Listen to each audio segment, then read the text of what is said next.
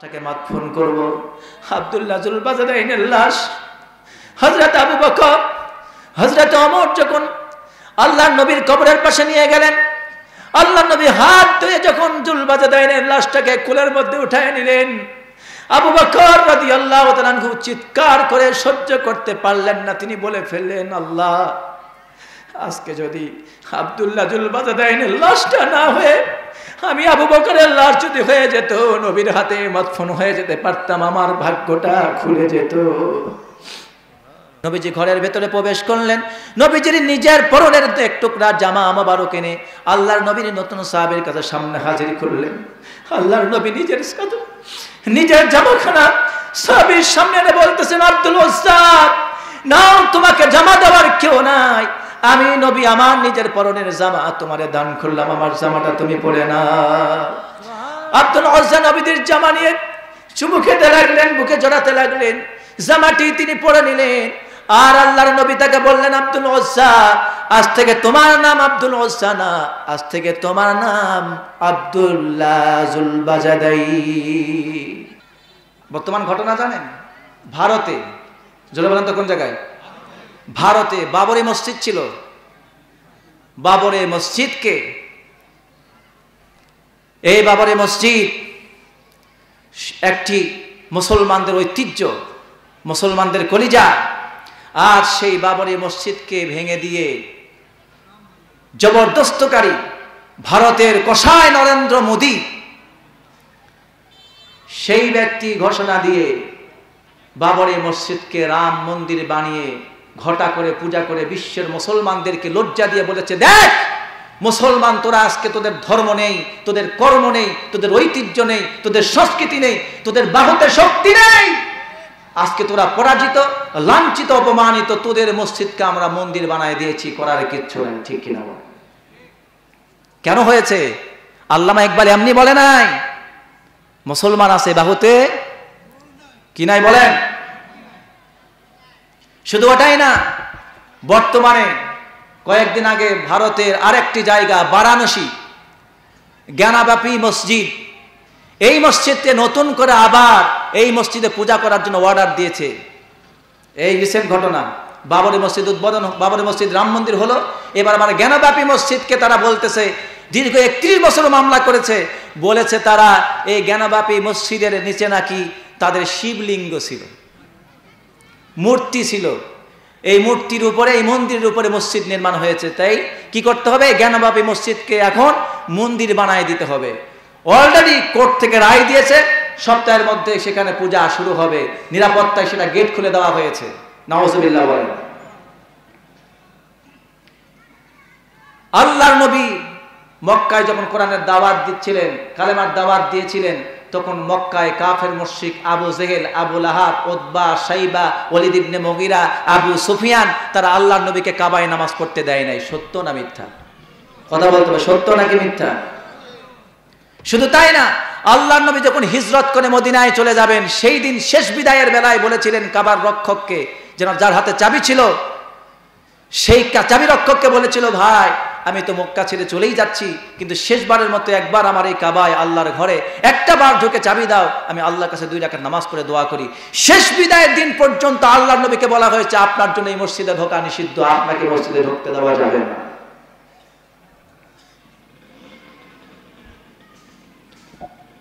অনুরূপ ভাবে আজকে আপনি তাকিয়ে দেখুন, মুসলমানদের হাত থেকে মসজিদগুলিকে ছিনায় নিয়ে ভারতের উগ্রবাদী হিন্দুরা, সকলের কথা বলছি না, কিছু উগ্রবাদী জঙ্গি হিন্দু গোষ্ঠী, নরেন্দ্র মোদীর তার পোশাক, তার গৃহপালিত কিছু দল, গৃহপালিত কিছু ধর্মগুরু যাজকেরা আজকে ভারতের বাবরি মসজিদের মতো করে জ্ঞানব্যাপী মসজিদের তালা আটকায় দিয়ে 31 বছর পর বন্ধ রেখে আজকে আবার মন্দির বলে চালায় দেওয়ার জন্য সেখানে পূজা দেওয়ার পারমিশন নিয়েছে।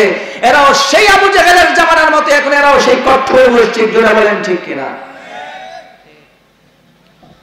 আল্লাহ নবী বলেন, মান আযলামু মিম্মান মানাআ মাসাজিদাল্লাহি আন ইযকারা ফীহা ইসমুহু ওয়া সাআ ফী খারাবিহা।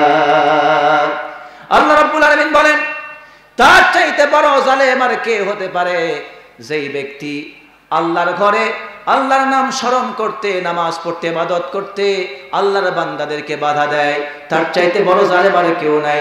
সে হলো সবচেয়ে বড় জালেম, যে ব্যক্তি আল্লাহর ঘরকে ধ্বংস করার ষড়যন্ত্র করে। সেই দৃষ্টিকোণ থেকে আমরা কোরআনে কারীমের সূরা বাকারার 114 নম্বর আয়াতের এই দলিল অনুযায়ী বুঝতে পারি, ভারতে যারা হিন্দু আছে, সকল হিন্দুকে আমি বলবো না তারা তো আল্লাহর সাথে জুলুম করছে, কিন্তু মুসলমানদের অধিকার মসজিদে নামাজ পড়া, এই মসজিদে নামাজ পড়াকে যারা বন্ধ করে দিয়ে মসজিদের ভেতরে তারা আটকায় দিয়ে যারা মুসলমানদের মসজিদকে মন্দির বানায়, তার চাইতে বড় উগ্রবাদী জালেম জঙ্গি হিন্দু আর পৃথিবীতে কেউ নাই। জোরে বলেন ঠিক কিনা? এরা সবচেয়ে বড় জালেম উগ্রবাদী হিন্দু, এরা মুশরিক, এরা দুনিয়াতে শুধু আল্লাহর দুশমন না, এরা ধর্মের দুশমন, মানবতার দুশমন, সংস্কৃতির দুশমন, প্রত্যেকটি মানবতাবাদীর দুশমন। জোরে বলেন ঠিক কিনা?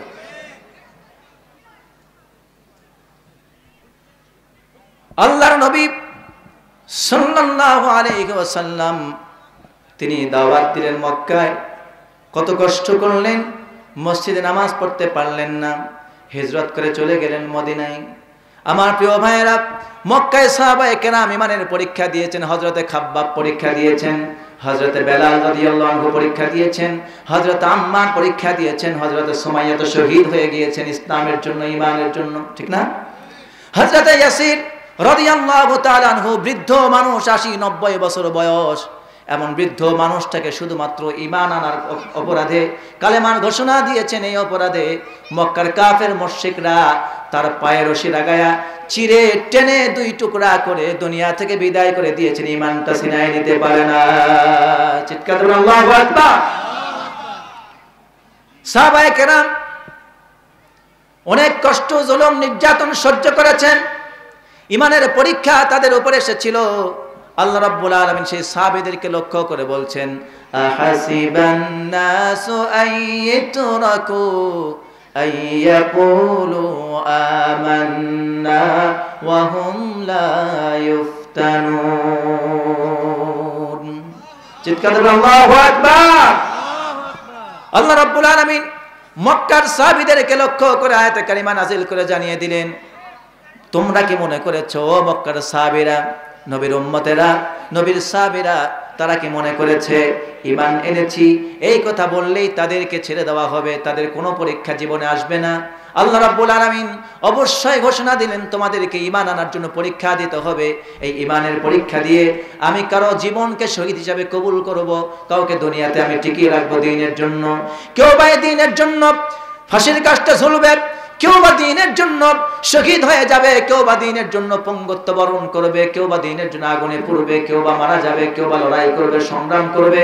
আমি আল্লাহর পক্ষ থেকে যখন যেই পরীক্ষার কথা আসবে, প্রত্যেকটি পরীক্ষায় তোমাদেরকে ধৈর্যের সাথে মোকাবেলা করে যেতে হবে, তবে আমার জান্নাতে যেতে পারবে। সুবহানাল্লাহ।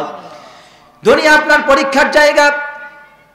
আল্লাহ রাব্বুল আলামিন কোরআনে কারীমে পরীক্ষাগুলি কিভাবে নেবেন, পরীক্ষা তো নেবেন, কিন্তু পরীক্ষার জায়গাগুলো কি কি রব্বুল আলামিন পরিষ্কার করে জানিয়ে দিচ্ছেন। আল্লাহ পাক বলছেন, ওয়ালানাবলুওয়ান্নাকুম বিশাইইম মিনাল খাউফি ওয়াল জু'i ওয়া নাকসিম মিনাল আমওয়ালি ওয়াল আনফুসি ওয়াত থামারাত ওয়া বাশশিরিস সাবিরিন। চিৎকার করে আল্লাহু আকবার। সূরা বাকারা কোরআনে কারীমের 2 নম্বর পারা, 2 নম্বর সূরা, সূরাতুল বাকারার 19 নম্বর রুকুর 155 নম্বর আয়াতে কারীমায় আল্লাহ রাব্বুল আলামিন বলেন, আমি অবশ্যই তোমাদেরকে পরীক্ষা করব, ভয় দিয়ে, ক্ষুধা দিয়ে, জানমালের ক্ষতি দিয়ে, ফসল ফলাদির ক্ষতি দিয়ে আমি তোমাদেরকে পরীক্ষা করব, ভয় দিয়ে পরীক্ষা করব, ক্ষুধা দিয়ে পরীক্ষা করব, জানমালের ক্ষতি দিয়ে পরীক্ষা করব। কখনো তোমাদেরকে শহীদ হিসাবে মঞ্জুর করে নেব, কখনো পৃথিবীতে লড়াইয়ের ময়দানে টিকায় রাখবো, ফসল ফলাদির ক্ষতি দিয়ে দেব। সকল পরীক্ষার পরেও তুমি যদি সবর করতে পারো, তাহলে নবী তাদেরকে জানিয়ে দাও, এইসব সবরকারীদেরকে ওয়াবাশশিরিস সাবিরিন, তাদেরকে জান্নাতের সুসংবাদ শোনায় দাও। চিৎকার দিয়ে বলেন সুবহানাল্লাহ। আল্লাহ রাব্বুল আলামিন আরেক জায়গায় বলেন, আম হাসিবতুম আন তাদখুলুল জান্নাতা ওয়ালাম্মা ইয়াতিকুম মাসালুল লাযীনা খালাউ মিন ক্বাবলিকুম মাসসাতুহুমুল বাসাউ ওয়াদ-দাররাউ ওয়া যুলজিলু হাত্তা ইয়াকুলার রাসূল ওয়াল্লাযীনা আমানু মা'আহু মাতা নাসরুল্লাহ আলা ইন্না নাসরাল্লাহি করিব। কোরআনে কারীমের সূরাতুল বাকারার 2 নম্বর পারা 2 নম্বর সূরা সূরাতুল বাকারার 26 নম্বর রুকু 214 নম্বর আয়াতে রব্বুল আলামিন পরিষ্কার করে জানিয়েছেন, তোমরা কি মনে করেছো এমনিতেই আমার জান্নাতে প্রবেশ করবে, তোমাদের কোনো পরীক্ষা আসবে না? অবশ্যই তোমাদের অবস্থা এখনো তো সেই জাতির মতো হয়নি, ওই সব উম্মতের মতো হয়নি, ওই সব নবীদের মতো হয়নি। তোমাদের পূর্বে যারা নবী রাসূল এসেছিলেন তাদের উপর যারা ঈমান এনেছিলেন, ওই সব নবী রাসূল এবং তাদের উম্মতের উপর যত কঠিন পরীক্ষা এসেছিল সেই পরীক্ষা তো এখনো তোমাদের উপরে আসে নাই। তাদের উপরে কি পরীক্ষা এসেছিল? কান লাগান মনোযোগ দেন। কি পরীক্ষা তাদের উপরে এসেছিল? তাফসীরগুলো ঘেটে ঘেটে দেখেছি, তাদের উপর পরীক্ষা এসেছিল। আল্লাহ পাক বলেছেন মাসসাতুহুমুল বাসা ওয়াদ-দাররা ওয়া যুলজিলু, 3 প্রকারের পরীক্ষা আল্লাহ পাক এখানে বলছেন। 1 নম্বর পরীক্ষা হলো জালেমদের জুলুম অত্যাচার ঈমানের উপর টিকে থাকার জন্য, কালেমার দাওয়াত দেওয়ার জন্য, ঈমানের দাওয়াত দেওয়ার জন্য, ঈমানের উপর টিকে থাকার জন্য, দ্বীনকে বিজয় করার জন্য যারা দাওয়াত দিয়েছিলেন তাদের উপর প্রথম পরীক্ষা এসেছে জালেমের পক্ষ থেকে। জালেমদের অত্যাচার, জুলুম অত্যাচার তাদের পক্ষ থেকে এসেছে, অভাব অনটন তাদের পক্ষ থেকে এসেছে, অভাব অনটন তাদের উপরে চেপে বসেছে, জুলুম অত্যাচার এসেছে, রোগ শোক বিপদ মুসিবত তাদের উপর চেপে বসেছিল। জালেমরা তাদেরকে মেনে নিতে পারে নাই, দিন ছেড়ে দেওয়ার জন্য বাধ্য করেছে, মারতে মারতে অনেককে শহীদ করে দিয়েছে। কত মার খেয়েছে, কত নবী শহীদ হয়ে গিয়েছে, কত উম্মত শহীদ হয়ে গিয়েছে তোমাদের পূর্বে। অতএব তোমাদের উপরেও কঠিন পরীক্ষা আসবে।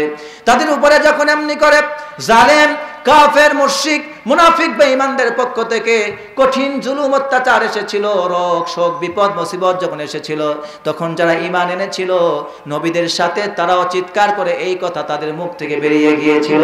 আল্লাহর কাছে তারা চূড়ান্ত পর্যায়ে বলেছিলেন মাতা নাসরুল্লাহ আলা ইন্না নাসরাল্লাহি করিব। আল্লাহর কাছে মার খেতে খেতে কাফের মুশরিকদের জুলুম অত্যাচার, অভাব, একদিকে অভাব অনটন, একদিক থেকে রোগ শোক বিপদ মুসিবত, চিকিৎসা নাই, সবকিছু বিপদ যখন তাদের উপরে আসলো, তখন সাহাবায়ে কেরাম সেই পূর্ববর্তী উম্মতদের সাহাবী এবং নবীগণ আল্লাহর দরবারে কাতর কণ্ঠে বলেছিল, আল্লাহ তুমি তো ওয়াদা করেছিলে আমাদেরকে রক্ষা করবে, সাহায্য করবে, কখন তোমার সাহায্য আসবে? চূড়ান্ত পর্যায়ে তখন আল্লাহ রাব্বুল আলামিন তাদেরকে জানিয়ে দিলেন, আমার বান্দারা শোনো, আমার সাহায্য খুবই নিকটবর্তী, তোমরা সবর অবলম্বন করো, ঈমানের দাওয়াত চালিয়ে যাও, আমার সাহায্য এমন সময় আসবে যখন কাফের মুশরিকরা আমার হাত থেকে এক চুল পরিমাণ ছাল পাবে না। জোরে কোন ঠিক কিনা? আমার প্রিয় ভাইয়েরা, পরীক্ষা এসেছে তাদের উপরে, আমাদের উপরেও পরীক্ষা আসবে। আল্লাহ পাক বলছেন পরীক্ষা না দিয়ে কাউকে জান্নাত দেওয়া হবে না। এবার আপনাদের কাছে ছোট্ট একটা প্রশ্ন করতে চাই, বলুন তো আমরা ঈমান এনেছি নাকি ঈমান পেয়েছি? ঈমান আমরা পেয়েছি, ঈমান আনি নাই, যার কারণে ঈমানের দাম আমাদের কাছে নাই। কিন্তু সাহাবায়ে কেরাম ঈমান এনেছিলেন, ঈমানের জন্য, ঈমানকে বাঁচিয়ে রাখতে গিয়ে, ঈমানকে ধারণ করতে গিয়ে ঘর ছেড়েছেন, বাড়ি ছেড়েছেন, জায়গা ছেড়েছেন, জমি ছেড়েছেন, চাকরি ছেড়েছেন, দেশ ছেড়েছেন, এমনকি নিজের জীবনটা পর্যন্ত আল্লাহর রাস্তায় বিলায় দিয়ে শহীদ হয়ে গিয়েছেন, কিন্তু ঈমান ছেড়ে দেন না। হযরত আব্দুল্লাহ জুল বাজাদাইন, তার ইসলাম গ্রহণের পূর্বে নাম ছিল আব্দুল উজ্জা। আল্লাহর নবী হিজরত করে মক্কা থেকে মদিনায় চলে গেলেন। মদিনায় চলে যাওয়ার পর 8 বছরের মাথায়, হিজরতের 8 বছরের মাথায় মক্কা বিজয় হয়ে গেল। আল্লাহর নবী মক্কাকে বিজয় করে ফেললেন। আবার আল্লাহর নবী মক্কা বিজয় করে দিয়ে তিনি আবার মদিনায় চলে গেলেন। মদিনায় চলে গেলেন আল্লাহর নবী, পুরা মক্কাবাসী ইসলামের ছায়াতলে, শান্তির সুতল ছায়াতলে তারা বসবাস করছে। ইসলামের রূপ দেখে, সাহাবায়ে কেরামদের চরিত্র দেখে, মুসলমানদের ভ্রাতৃত্ব ভালোবাসা ঐক্য দেখে অনেক কাফের মুশরিক তাদের না ইনসাফ দেখে মুসলমান হয়ে গিয়েছিল। নবীর চরিত্র দেখে, নবীর মুখ থেকে কালেমার দাওয়াত শুনে তার নূর দেখে দেখে তারা ঈমান গ্রহণ করেছিলেন। তার মধ্যে একজন ছিল আব্দুল উজ্জা। নবীজি হিজরত করে মদিনায় চলে গেলেন। আব্দুল উজ্জা আগের থেকে নবীজির দাওয়াত তার কানে পৌঁছে গিয়েছিল। আল্লাহর নবীর পবিত্র জবান থেকে কালেমার দাওয়াত তার কানে পৌঁছার সাথে সাথে তার ভেতর অন্ধকার হৃদয়টা আলোকিত হয়ে উঠল। হযরতে আব্দুল উজ্জা এবার ইসলাম কবুল করার জন্য মানসিক প্রস্তুতি নিয়ে নিলেন, কিন্তু তার বাবা মারা গিয়েছিল। তার বাবা ছিল না, তিনি ছিলেন এতিম মানুষ। কি ছিলেন? এতিম। বাবা মারা গিয়েছে, এতিম মানুষ, চাচার ঘরে লালিত পালিত হচ্ছিলেন। আল্লাহর নবী হিজরত করে মদিনায় চলে গেছেন, আবার মক্কা বিজয় করে আবার মদিনায় চলে গেছেন। তিনি কিন্তু মক্কায় থাকেননি, যদিও আল্লাহর নবীর জন্ম কোথায়? এখনো নবী কোথায় শুয়ে আছেন বলেন তো? কথা বলেন, কোথায় শুয়ে আছেন? মদিনায়। মদিনাবাসী আনসাররা আল্লাহর নবীর কলিজাকে জয় করে ফেলেছিল। আলহামদুলিল্লাহ বলেন। মক্কার কাফের মুশরিকরা নবীকে কষ্ট দিয়েছে, আর মদিনার আনসারেরা ইসলাম গ্রহণ করার আগের থেকেই নবীকে গ্রহণ করে নিয়েছিল। সুবহানাল্লাহ বলেন। যারা ভালোবাসে তারা ভালোবাসা পায়, যারা বাসে না তখন পাবে না। আপনি যা চান তার জন্য চেষ্টা করুন, আল্লাহ দিয়ে দিবেন। ঠিক কিনা বলেন? আব্দুল উজ্জা নবীজির দাওয়াত শুনে ইসলাম কবুল করার প্রস্তুতি নিয়ে নিলেন। আজকের মাহফিলে যে সব যুবক ভাইরা এসেছেন বিভিন্ন দূরদূরান্ত থেকে, নিকটবর্তী থেকে, আমার প্রত্যেকটি যুবকদের প্রতি আলোচনাটুকুন করছি নসিহতমূলক। একটু খেয়াল করুন, আজকে আমরা ঈমানের জন্য কি করতেছি আর তারা কি করেছিল একটু লক্ষ্য করুন। হযরতে প্রিয় নবী মুহাম্মদুর রাসূলুল্লাহ সাল্লাল্লাহু আলাইহি ওয়াসাল্লামের দাওয়াত শুনে আব্দুল উজ্জা প্রস্তুতি নিয়ে নিলেন। বাবা নেই, মা নেই, এতিম মানুষ, চাচার কোলে লালিত পালিত হন। চাচার ঘরে চাচার উট, ছাগল, ভেড়া, দুম্বা যা ছিল তিনি সেগুলি চড়াতেন। চাচাকে বললেন, আমার চাচা, আল্লাহর নবীর সম্পর্কে আপনার ধারণা কি? চাচা জবাব দিয়ে বললেন, আল্লাহর নবী মুহাম্মদ, আমরা তাকে নবী হিসেবে মানি না, কিন্তু অবশ্যই নবী মুহাম্মদ একজন সত্যবাদী, তার ব্যাপারে কোনো সন্দেহ নাই, তার প্রত্যেকটি কথা সত্য, তার চরিত্র মহাপবিত্র, তার ব্যাপারে বিন্দুমাত্র সন্দেহ নাই। তার দাওয়াত সম্পর্কে সেটাও আমি বিশ্বাস করি, তার দাওয়াত সত্য, কিন্তু আমি ইসলাম কবুল করব না। আমার বাপদাদার ধর্ম আমি ছেড়ে দিতে পারবো না, কারণ আমার বাপদাদার ধর্ম ছেড়ে দিলে পরে বাপদাদার ধর্মে চুনকালি পড়বে, আমাকে মানুষ লজ্জা দেবে। অনেক মানুষ ইসলাম কবুল করতে পারে না এখনো। অনেক হিন্দু ভাইয়েরা আছেন, অনেক বিধর্মী ভাইয়েরা আছেন, ইসলাম কবুল করতে চায়, বাবার মায়া, মায়ের মায়া, সন্তানের মায়া, জাগতিক মায়া, গোত্রের মায়া, আত্মীয় স্বজনের মায়া মহব্বত ছাড়তে পারে না। বলে বাবা ইসলাম কবুল করে নাই, কেমনে করি? কেউ মেনে নেবে না, এই জন্য ইসলাম কবুল করতে পারে না লোক লজ্জার ভয়ে। ঠিক অনুরূপভাবে অনেকের ভেতরে এরকম ধারণা ছিল। এমনকি নবীজির আপন চাচা আবু তালেব ইন্তেকাল করার পূর্ব মুহূর্তে নবীজি তার চাচার কোলে গিয়ে বসলেন, চাচার কাছে গিয়ে বসলেন, বললেন, চাচা আপনি আমাকে অনেক সহযোগিতা করেছেন। মক্কায় যখন সবাই আমার বিরোধিতা করেছিল, একমাত্র কেবলমাত্র আপনি তখন আমার জাগতিকভাবে দুনিয়ায় আপনি আমাকে সহযোগিতা করেছেন। এমনকি আমি নবীকে রক্ষা করতে গিয়ে আপনি নিজেও শিবে আবি তালেব নামক কারাগার নিরপরাধ হয়ে আমার সঙ্গে জেল খেটেছেন। মক্কায় যখন সকলে আমার বিরুদ্ধে অস্ত্র তুলতে চেয়েছে, আপনি চাচা ইসলাম কবুল করেন নাই, কিন্তু ভাতিজা মুহাম্মদকে রক্ষা করতে গিয়ে আপনি ঘোষণা দিয়েছিলেন, আমার ভাতিজা মুহাম্মদ, তার ধর্ম আমি গ্রহণ করি আর না করি, মুহাম্মদ যে দাওয়াত দিচ্ছে এর জন্য কেউ যদি বিরোধিতা করো, মুহাম্মদ তো কারো ধন সম্পদ ছিনায় নেয় নাই, কাউকে মারে নাই, কাউকে তো কষ্ট দেয় নাই, অতএব আমার ভাতিজা যে দাওয়াত দিচ্ছে পারলে গ্রহণ করো, না করলে না করো, কিন্তু আমার ভাতিজার উপর কেউ যদি তরবারি চালাতে আসো, আমি আবু তালেবের তরবারি কুশবদ্ধ থাকবে না, আমার গোত্র সহ সৈন্য সহ তোমাদের উপরে লড়াই করার জন্য আমি ঝাঁপিয়ে পড়ব। আবু তালেব ইসলাম কবুল করেনি, কিন্তু আল্লাহর নবীকে ভালোবাসতেন। ইসলাম কবুল করেননি কেন? এই যে তার মৃত্যুর পূর্বে তারও একটা কথা ছিল, ভাতিজারে ইসলাম যদি কবুল করি তাহলে তো মক্কার লোকেরা আমাকে বলবে মৃত্যুর ভয়ে আবু তালেব কাপুরুষ হয়ে মারা গেল, বাপদাদা ধর্ম ছেড়ে দিল মৃত্যুর ভয়ে, এই কথা বলবে, তাই ইসলাম কবুল করেননি। নাউযুবিল্লাহি মিন যালিক। আব্দুল উজ্জা তার চাচাকে বলছেন, চাচা ইসলামের ব্যাপারে আপনার ধারণা কি? মুহাম্মাদের ব্যাপারে ধারণা কি? তার দাওয়াতের ব্যাপারে ধারণা কি? চাচা জবাব দিয়ে বললেন, আমি তার দিন কবুল করি না, কিন্তু তিনি সত্যবাদী, আমি বিশ্বাস করি। সঙ্গে সঙ্গে ভাতিজা জবাব দিয়ে বলল, চাচা আমি আর অপেক্ষা করব না, দীর্ঘদিন ধরে অপেক্ষা করছিলাম, আল্লাহর নবী মক্কায় এসেছিলেন, মক্কা বিজয় করেছেন, এখন কাবা মূর্তি মুক্ত হয়ে গেছে, মুসলমানরা পুরা মক্কা শাসন করতেছে। মক্কায় কত দেখুন শান্তির সুশীতল ছায়া, শান্তির সুখ বইতেছে, শান্তির বাতাস প্রবাহিত হচ্ছে। না ইনসাফে গোটা মক্কাটা পরিপূর্ণ হয়ে গিয়েছে। আমি এখন ইসলাম কবুল করতে চাই। চাচা বললেন, ভাতিজারে ইসলাম যদি কবুল করো তার পরিণতি কিন্তু ভয়াবহ হতে পারে। ভাতিজা বললেন, চাচা আমি আর অপেক্ষা করছি না, এখনই সঙ্গে সঙ্গে আমি আপনাকে সাক্ষী রেখে আপনার সামনে ঘোষণা দিচ্ছি, আশহাদু আল্লা ইলাহা ইল্লাল্লাহু মুহাম্মাদুর রাসূলুল্লাহ সাল্লাল্লাহু। চাচা বলল, ভাতিজা ইসলাম কবুল করলে আমার সামনে তোমার পরিণতি খুব ভালো না। চাচা এবার ভাতিজার উপরে 144 ধারা জারি করলো। বলল, ভাতিজা আমার যা উট ভেড়া ছাগল দম্বা ছিল সব আমারে ফিরাইয়ে দাও। চাচাকে সব ফিরাইয়ে দিলেন। এবার বলছে, ভাতিজা তোমার কাছে যা সম্পদ আছে, অর্থ নগদ টাকা পয়সা, তা আমার সব আমারে ফিরাইয়ে দাও। ভাতিজা সব দিয়ে দিলেন। এবার বলতেছে, ভাতিজা এটাই শুধু হবে না, তোমার পরনে যে কাপড় আছে সেটাও আমারে দাও। উপরের যে জামা ছিল দেহের সেটাও খুলে দিলেন। সর্বশেষ এবার ভাতিজা বললেন, চাচা আমি আর থাকবো না, আমি মদিনায় চললাম। চাচা বলতেছে, যাও কই? পরনে যে লুঙ্গিটা আছে, জামাটা আছে, পরনের লুঙ্গিটাও খুলে দাও, ওটাও আমার টাকার কেনা। নাউযুবিল্লাহি মিন যালিক। কিতাবের মধ্যে আসছে যে সঙ্গে সঙ্গে আল্লাহর নবীর এই নতুন নবমুসলিম সাহাবী নিজের পরনের লুঙ্গি তার জামাটা খুলে দিয়ে উলঙ্গ হয়ে 2 হাত দিয়ে তার লজ্জাস্থান চেপে ধরে তার মায়ের কাছে দৌড় দিয়েছেন। মায়ের কাছে গিয়ে বলতেছেন, মা।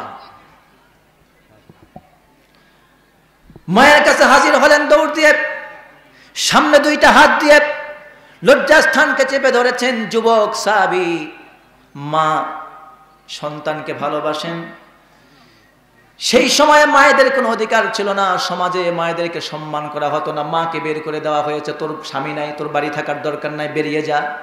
মাকে বের করে দিয়েছে।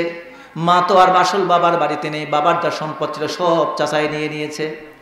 এবার চাচার কাছ থেকে উলঙ্গ হয়ে মায়ের সামনে হাজির হয়ে মাকে বলতেছে, মা ইসলাম কবুল করার কারণে। মা জিজ্ঞেস করলো, বাবা তোমার এই অবস্থা কেন? তুমি অবস্থায় কেন আমার সামনে এসেছো? পরনে কাপড় নাই, ব্যাপারটা কি? আব্দুল ওয়াসা জবাব দিয়ে বলতেছেন, মা ইসলাম কবুল করেছি, কালেমার দাওয়াত গ্রহণ করেছি। কালেমা পড়ার কারণে আমার চাচা আমার কাছ থেকে যা দিয়েছিল সব ছিনায় নিয়েছে। এমনকি সর্বশেষ আমার পরনের জঙ্গা, পরনের লুঙ্গি, জামাটা পর্যন্ত আমার কাছ থেকে খুলে নিয়েছে। আমার লজ্জাস্থান ঢাকবার মতো কোনো আবরণ আমার শরীরে নাই। মা তোমার কাছে আমি আসলাম শেষ পর্যায়ে। আমি জানি না তোমার কাছে কোনো কাপড় আছে কিনা। যদি কোনো কাপড় থাকে আমাকে দয়া করে একটা কাপড় আমারে দাও। আমি একটু বিশ্ব নবী মুহাম্মদুর রাসূলুল্লাহ সাল্লাল্লাহু আলাইহি ওয়াসাল্লাম মদিনায় তিনি রয়েছেন, তার কাছে চলে যেতে চাই। এবার নবীর সাহাবী নবমুসলিম আব্দুল উজ্জা তার মা তাকে দেখতে পেয়ে মা 2 হাত দিয়ে নিজের চোখ চেপে ধরে একটা জামা ঘর থেকে এনে একটা চাদর আনলেন। চাদরটা আব্দুল উজ্জাকে দান করলেন। আব্দুল উজ্জাকে বললেন, আমার কলিজার টুকরা সন্তান, তোকে দেবার মতো আমার ঘরের মধ্যে কোনো কাপড় নাই, কোনো জামা নাই, একটা চাদর আছে, এই চাদরটা নিয়ে নিজের লজ্জাস্থান আবরণ ঢেকে নিয়ে নবীজির কাছে চলে যাও। আল্লাহর নবীর কাছে চলে যাওয়ার জন্য এবার আব্দুল উজ্জা ওই চাদরটাকে চিরে 2 টুকরা করলেন। একটা টুকরা দিয়ে নিজের শরীরটাকে ঢাকলেন, আর একটা টুকরা দিয়ে নিজের লজ্জাস্থানকে ঢেকে ফেললেন। এবার দীর্ঘ রাত পাড়ি দিয়ে দিনের পর দিন কষ্ট করে হেঁটে হেঁটে পায়ে হেঁটে নবীজির মদিনায় চলে গেলেন, মসজিদে নববীতে চলে গেলেন। মসজিদে নববীতে চলে গেলেন এমন সময় দীর্ঘ কয়েক দিনের ক্লান্তি শান্তি তার শরীরে প্রস্ফুটিত। কয়েকদিন হেঁটে, কয়েক রাত হেঁটে তিনি চলে গিয়েছেন মদিনায়। গিয়ে দেখেন আল্লাহর নবী ফজরের নামাজ পড়ছেন। আল্লাহর নবী মসজিদে নববীর ভেতরে ফজরের জামাতের সাথে, ফজরের জামাতের সময় তিনি উপস্থিত হলেন, মসজিদে নববীর গেটে দাঁড়িয়ে আছেন। আল্লাহর নবী মসজিদে ফজরের নামাজ শেষ করার পর যখন তিনি ফিরবেন তখন তিনি দেখলেন আব্দুল উজ্জা তিনি অপরিচিত একজন লোক মসজিদের গেটে দাঁড়িয়ে আছেন। আল্লাহর নবী মুহাম্মদুর রাসূলুল্লাহ সাল্লাল্লাহু আলাইহি ওয়াসাল্লাম দয়ার নবী রাহমাতুল লিল আলামিন তিনি সহ্য করতে পারলেন না। চেহারাটা বড় উস্কো খুস্কো, মাথার চুলগুলো এলোমেলো, মনে হয় কয়েকদিন থেকে যেন কিছুই খায় নাই। আসলে কয়েকদিন থেকে কিছুই খায় নাই। দীর্ঘদিন মরুভূমির বালুপথ পাড়ি দিয়ে তিনি চলে এসেছেন। শরীরটা শুকে গিয়েছে, চোখগুলি তার ভেতরে গর্তের মধ্যে ঢুকে গিয়েছে। ক্ষুধার যন্ত্রণায় ক্লান্ততে তিনি একদম মলিন হয়ে গিয়েছেন। আল্লাহ নবী বলতেছে, ও ব্যক্তি তুমি কোথায় থেকে এসেছো, তোমার নাম কি, কোথায় থেকে এসেছো, কোথায় তোমার বাড়ি? আব্দুল উজ্জা জবাব দিয়ে বলতেছেন, ইয়া রাসূলুল্লাহ সাল্লাল্লাহু আলাইহি ওয়াসাল্লাম, আপনি তো আমাকে চিনবেন না, আমি মক্কা থেকে দীর্ঘ পথ পাড়ি দিয়ে আপনার কাছে এসেছি। আল্লাহর নবী বললেন, তোমার এই অবস্থা কেন, কি নাম তোমার? আল্লাহর নবীকে জবাব দিয়ে বলেন, আমার নাম আব্দুল উজ্জা। ইসলাম কবুল করার অপরাধে আমার মুশরিক চাচা আমার কাছ থেকে জায়গা জমি উট ভেড়া দুম্বা ছাগল যা ছিল অর্থ করে যা ছিল সব আমার কাছ থেকে ছিনায় নিয়েছে। পরনের কোনো কাপড় ছিল না, মায়ের কাছ থেকে চেয়ে নিয়ে এক টুকরা চাদর ছিঁড়ে দুই টুকরা করে একটা দিয়ে কোনো রকম লজ্জাস্থান থেকে আপনার দরবারে হাজির হয়েছি। ইয়া রাসূলুল্লাহ, আমি ইসলাম কবুল করে মুসলমান হয়ে গিয়েছি, এখন আমার কেউ নাই, এখন থেকে আমি আপনার দরবারে থাকবো, আপনার সঙ্গে জীবন কাটাবো, ইসলামের মধ্যে শামিল হয়ে গেলাম। সুবহানাল্লাহ। নবীজির সঙ্গে সঙ্গে সাহাবীর এই দৃশ্য দেখে তিনি থাকতে পারলেন না। নবীজির চোখ দিয়ে দরদর করে পানি এসে গেল।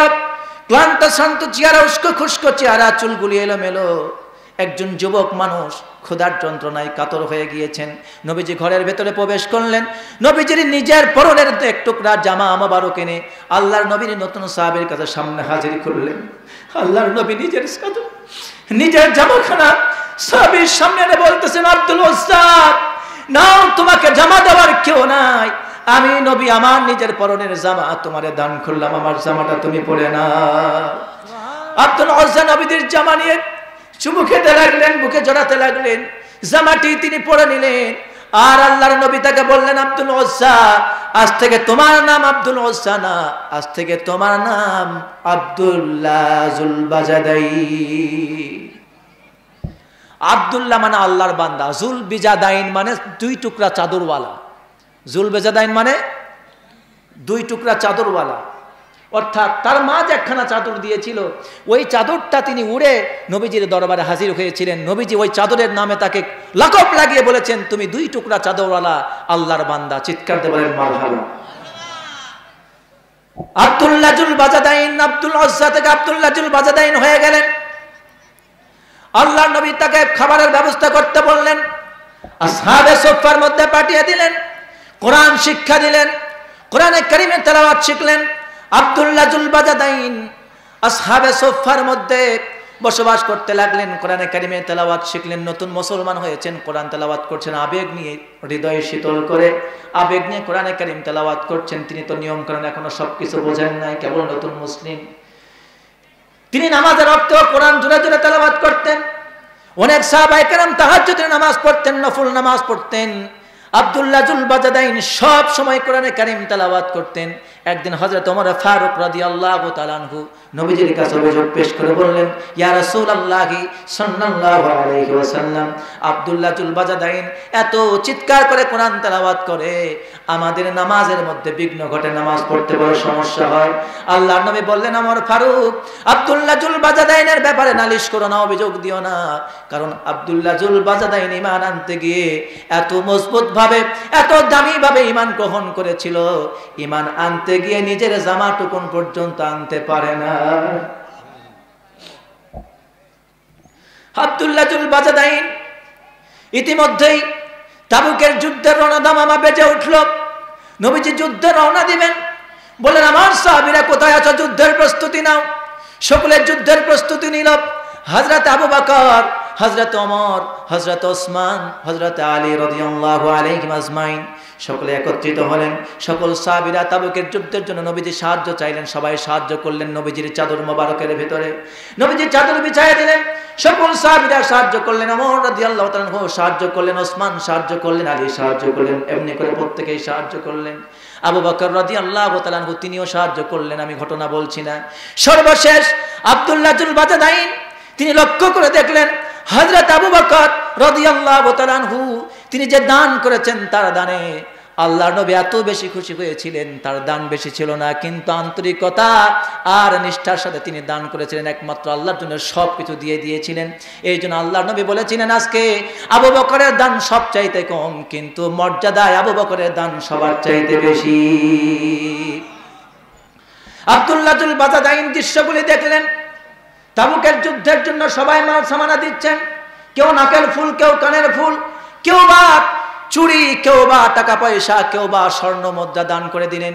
আব্দুল্লাহ জুল বাজাদাইন তিনি তো মক্কা থেকে চলে এসেছেন, সব ছেড়ে চলে এসেছেন, কিছুই তো আনতে পারেন নাই 2 টুকরা চাদর ছাড়া। আব্দুল্লাহ জুল বাজাদাইন এবার রাসূলকে বললেন, আমার রাসূল, আপনি তো তাবুকের যুদ্ধে যাবেন, আপনাকে দেওয়ার মতো আমার কিছু নাই, আপনি আমার জন্য দোয়া করুন, তাবুকের জিহাদের ময়দানে গিয়ে যেন আমি তো মাল দিতে পারলাম না, কিন্তু জীবনটা দিয়ে যেন আল্লাহর রাস্তায় লড়াই করে শহীদ হয়ে যেতে পারি। আল্লাহর নবী আব্দুল্লাহ জুল বাজাদাইনকে লক্ষ্য করে বলেন, আব্দুল্লাহ জুল বাজাদাইন, যাও 1 টুকরা গাছের ছাল নিয়ে এসো। গাছের 1 টুকরা ছাল আনলেন। আল্লাহর নবী তাবুকের ময়দানে রওনা দিয়েছেন। রওনা দেওয়ার পথে আব্দুল্লাহ জুল বাজাদাইনের শরীরের মধ্যে জ্বর উঠে গেল। আব্দুল্লাহ জুল বাজাদাইন আল্লাহর নবীকে বলতেছেন, আপনি আমার জন্য দোয়া করুন, আমি যেন জিহাদের ময়দানে গিয়ে শহীদ হয়ে যায়। আল্লাহর নবী বললেন, জুল বাজাদাইন, যাও গাছের একটা ছাল নিয়ে এসো। গাছের বাকল আনলো। আল্লাহর নবী দোয়া পড়ে গাছের বাকলটি আব্দুল্লাহ জুল বাজাদাইনের হাতের মধ্যে পেঁচায় দিলেন, আর আল্লাহর কাছে দোয়া করে বললেন, আব্দুল্লাহর ব্যাপারে আল্লাহর কাছে বললেন, আল্লাহ, আব্দুল্লাহ জুল বাজাদাইনের রক্ত কাফেরদের জন্য আমি নবী হারাম করে দিলাম। আব্দুল্লাহ জুল বাজাদাইন নবীজির এই দোয়ার কথা শুনে তিনি কান্নায় ভেঙে পড়লেন, আফসোস করলেন, বললেন, ইয়া রাসূলুল্লাহ সাল্লাল্লাহু আলাইহি ওয়াসাল্লাম, আমি চাইলাম তাবুকের ময়দানে গিয়ে শহীদ হয়ে যাব, আর আপনি বললেন আমার রক্ত কাফেরদের জন্য হারাম করে দিলেন। কি আশ্চর্যের দোয়া আপনি করলেন, আপনি কি চান না আমি শহীদ হয়ে যাই?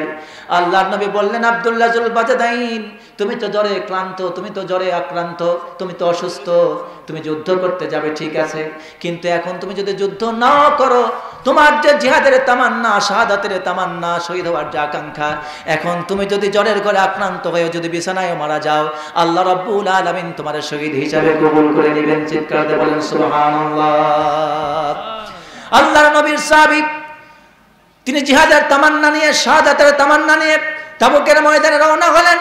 তাবুকের ময়দানে যাওয়ার পথে, তাবুকের ময়দানে যেখানে শিবির স্থাপন করলেন, আব্দুল্লাহ জুল বাজাদাইনের শরীরে জ্বর বেড়ে গেল। হঠাৎ করে আব্দুল্লাহ জুল বাজাদাইনের কথা আল্লাহর নবীর কানে পৌঁছে গেল। আব্দুল্লাহ জুল বাজাদাইন জ্বরে আক্রান্ত হয়ে ইন্তেকাল করেছেন। আল্লাহর নবী মুহাম্মদুর রাসূলুল্লাহ সাল্লাল্লাহু আলাইহি ওয়াসাল্লাম তার কথা শুনে পড়ে নিলেন, ইন্না লিল্লাহি ওয়া ইন্না ইলাইহি রাজিউন। দোয়া পড়লেন আর বললেন, তোমাদের বন্ধু, তোমাদের সাথী আব্দুল্লাহ জুল বাজাদাইনের গোসলের ব্যবস্থা করো, জানাজার ব্যবস্থা করো, দাফন কাফনের ব্যবস্থা করো। আব্দুল্লাহ জুল বাজাদাইনের গোসল, জানাজার সব ব্যবস্থা করা হলো। স্বয়ং নবীজি, আল্লাহর নবী বেশি সংখ্যক সাহাবীর জানাজা তিনি নিজে পড়ান নাই, যত স্বল্প সংখ্যক সাহাবীর জানাজা আল্লাহর নবী পড়িয়েছিলেন, তার মধ্যে অন্যতম আব্দুল্লাহ জুল বাজাদাইনের জানাজা নবীজি নিজে দাঁড়িয়ে ইমামতি করে পড়িয়েছেন। আল্লাহর নবী জানাজা পড়ালেন। এবার আব্দুল্লাহ জুল বাজাদাইনের লাশটা রাতের বেলায়, আব্দুল্লাহ জুল বাজাদাইনের লাশটা আল্লাহর নবী বলেন, আবু বকর, ওমর, 2 ভাই তোমরা 2 কাঁধে আব্দুল্লাহ জুল বাজাদাইনের লাশটা কাঁধে বহন করো। আবু বকর, ওমর আব্দুল্লাহ জুল বাজাদাইনের লাশটা কাঁধের মধ্যে বহন করে আনতেছেন রাতের বেলায়। হযরত বেলাল রাদিয়াল্লাহু তাআলা আনহু বাতি জ্বালিয়ে নিয়ে কবরের পারে যাচ্ছেন, টিমটিম করে বাতিটা ধরে আছেন, লাশের সামনে দিয়ে তিনি যান, কবরের সামনে দাঁড়িয়ে আছেন। আল্লাহর নবী বললেন, ও সাথীরা আমার, আবু বকর, ওমর, তোমাদের ভাই আব্দুল্লাহ জুল বাজাদাইন, খবরদার তার সাথে বেয়াদবি করো না, সম্মানের সাথে তার লাশটা কবরে নিয়ে এসো। আল্লাহর নবী তার কবরে নিজে নামলেন আর বললেন, আমি নিজের হাতে আব্দুল্লাহ জুল বাজাদাইনের কবর লাশটাকে মাদফন করব। আব্দুল্লাহ জুল বাজাদাইনের লাশ হযরত আবু বকর, হযরত ওমর যখন আল্লাহর নবীর কবরের পাশে নিয়ে গেলেন, আল্লাহর নবী হাত ধুয়ে যখন জুল বাজাদাইনের লাশটাকে কোলের মধ্যে উঠায় নিলেন, আবু বকর রাদিয়াল্লাহু তাআলা আনহু চিৎকার করে সহ্য করতে পারলেন না, তিনি বলে ফেললেন, আল্লাহ, আজকে যদি আব্দুল্লাহ জুল বাজাদাইনের লাশটা না হয়ে আমি আবু বকরের লাশ যদি হয়ে যেত, নবীর হাতে মদফন হয়ে যেতে পারতাম, আমার ভাগ্যটা খুলে যেত।